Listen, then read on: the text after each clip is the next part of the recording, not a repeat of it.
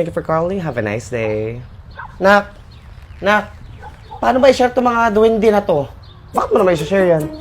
Eh, sabi dito, magkakapira daw pag i-share tong duwende. Wow! May pera ka naman sa bangko, ma. Kung gusto mo madagdagan yan, humingi ka ng pera kay ate. Sa kanya, hindi mo na kailangan i-share yung picture niya para magkapera.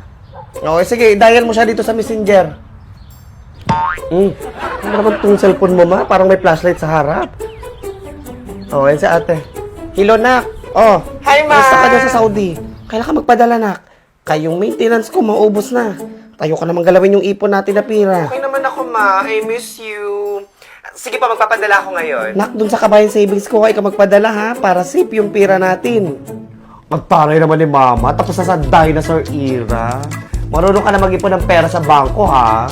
Oh, eto ma, okay na, nagpadala na ako. Pwede mo na makita yung status na padala ko sa PDO website. Ay, Diyos ko, hindi ako marunong mga ganyan-ganyan. Ma, kalma. Mama, kalma. Ano ka ba, ma? Makikita mo na rin sa BDO online app kapag pumasok na yung pera ni ate. Gusto mo ako na mag-check? Ako na patingin, dali. Tumigil ka. Actually, ma, may text din para malaman mo kung dumating na yung padala ko. Punta na lang kami ng kapatid mo sa BDO sa SM. May mga itatanong pa kasi ako. Ay, Kaso hanggang alas 5 pa pala kapatid mo sa trabaho niya. Papasama sana ako. Actually, ma, hanggang 7 p.m. yung BDO branch dun sa SM. Bukas yun ng Lunes hanggang Linggo.